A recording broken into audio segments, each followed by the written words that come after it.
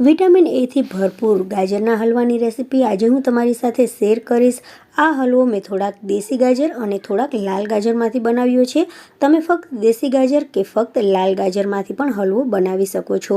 જો લાલ ગાજરથી હલવો બનાવશો ને તો તેનો કલર એકદમ સરસ મજાનો ઓરેન્જ આવશે અને દેશી ગાજરથી જે હલવો બનશે તે પીળાશ પડતો બનશે। તો બંને ગાજર ફાયદેમંદ હોય છે, કોઈ પણ ગાજરથી તમે હલવો બનાવી શકો છો। તો ચાલો રેસીપી શરૂ કરીએ। વિટામિન એથી ભરપૂર આ રેસીપી શિયાળામાં લગભગ બધાના ઘરમાં બનતી જ હોય છે। તો બધા અલગ અલગ રીતે ગાજરનો હલવો બનાવતા હોય છે। તો અહીંયા હું મારી રીતે તમને ગાજરના હલવાની રેસીપી શેર કરીશ। તો અહીંયા મેં ગાજરને ખમણી અને તૈયાર રાખ્યા છે। 2 કિલો ગાજરને મેં ધોઈ સરસ રીતે તેની છાલ પાડી અને તેને ખમણી લીધા છે। તો અહીંયા મેં લાલ ગાજર અને દેશી ગાજર એમ બંને ગાજરનો ઉપયોગ કર્યો છે। તો હવે આપણે એક મોટા વાસણમાં લઈશું ઘી તમે 1-2 ચમચી નાખશો તો પણ ચાલશે। તો અહીંયા હું 2 થી 3 ચમચી જેટલું ઘી લઈશ। હવે ઘી ગરમ થઈ જાય પછી આપણે બધા ખમણેલા ગાજરને વાસણમાં નાખી દઈશું। હવે આપણે 10 મિનિટ સુધી આ ગાજરને ઘીમાં સાંતળવાના છે। તો એકદમ સરસ રીતે આપણે તેને મિક્સ કરીશું જેથી ઘી છે તે બધા જ ગાજરમાં કોટ થઈ જાય।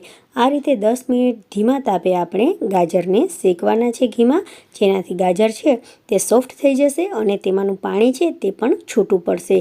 ગાજરની ક્વોન્ટિટી થોડીક ઓછી થઈ ગઈ હશે એવું લાગશે।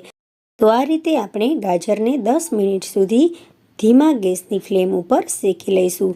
હવે ગાજરની ક્વોન્ટિટી થોડીક ઓછી થઈ ગઈ છે અને ગાજરમાંથી પાણી પણ નીકળ્યું છે।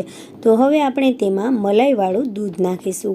મલાઈવાળું દૂધ નાખી અને આપણે તેને ફરીથી મિક્સ કરવાનું છે। અહીંયા મેં 2 ગ્લાસ જેટલું દૂધ નાખ્યું છે। 2 થી 3 ગ્લાસ જેટલું દૂધ નાખશો એટલે આપણો હલવો તેમાંથી બની જશે। તમે જો તેમાં માવો નાખવા માંગતા હોય તો માવો પણ નાખી શકો છો।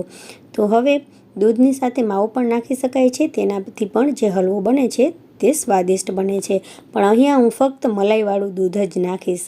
તો હવે આપણે દૂધને જે ગાજર છે તેની સાથે સરસ રીતે મિક્સ કરી લઈએ। દૂધ નાખ્યા પછી આપણે આ રીતે ગાજરને મિક્સ કરવાનું છે અને તેને ઢાંકી દેવાનું છે। તો હવે ગેસની ફ્લેમ આપણે મીડિયમ રાખીશું। વચ્ચે વચ્ચે આપણે ઢાંકણ ખોલી અને તેને મિક્સ કરતા રહેવાનું છે જેથી તળિયે તે બળે નહીં। આ પ્રોસેસ આપણે વારંવાર કરીશું જેથી ગાજર છે તે સરસ મજાના પોચા થઈ જાય, સોફ્ટ થઈ જાય અને ચડી જાય અને જે આપણે દૂધ નાખ્યું છે તેની ક્વોન્ટિટી પણ એકદમ ઘટી જાય।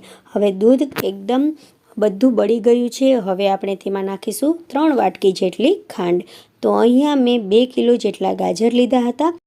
તો જે પ્રમાણે તમને મીઠાશ પસંદ હોય તે પ્રમાણે તેમાં ખાંડ નાખવી અથવા સાકરનો ભૂકો નાખવો। તો અહીંયા મેં અંદાજે ખાંડ નાખી છે। અહીંયા હું તમને ખાંડનું પરફેક્ટ માપ આપતી નથી, થોડીક વાર પછી જરાક ટેસ્ટ કરી લેવાનો। જો થોડુંક મોરું લાગે, મીઠાશ ઓછી લાગે તો થોડીક ખાંડ એડ કરી દેવાની।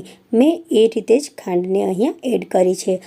હવે જેમ જેમ ગાજર સાથે ખાંડ મિક્સ થતી જશે તેમ તેમ તે તેનું પાણી છોડશે।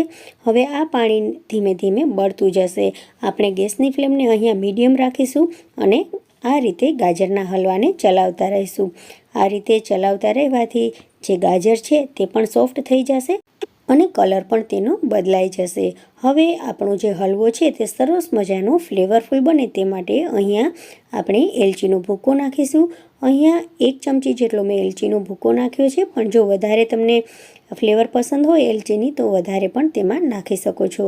હવે અહીંયા આપણે આ રીતે તેને એકદમ મિક્સ કરવાનો છે જેથી જે ગાજર છે તે એકદમ તૂટી જાય, એકદમ તેનો ભૂકો થઈ જાય અને સરસ મજાનો હલવો આપણો તૈયાર થાય। તો આ રીતે આપણે મિક્સ કરતા રહેવાનું છે, નહીં તો નીચે તળિયે તે બેસી જશે। તો અહીંયા બધું જ પાણી છે તે એબ્સોર્બ થઈ ગયું છે, ઉડી ગયું છે।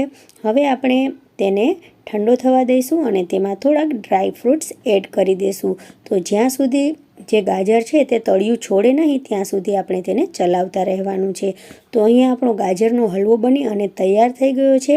મનપસંદ ડ્રાય ફ્રૂટ્સ તેમાં તમે એડ કરી શકો છો। વિટામિન એથી ભરપૂર અને બનાવવામાં ખૂબ જ સરળ આ રેસીપી તમને ગમી હશે। હવે આપણે તેને એક પ્લેટમાં કાઢી લઈએ। આ હલવો એમ જ અઠવાડિયા સુધી સ્ટોર રહી શકે છે, બિલકુલ પણ ખરાબ થતો નથી.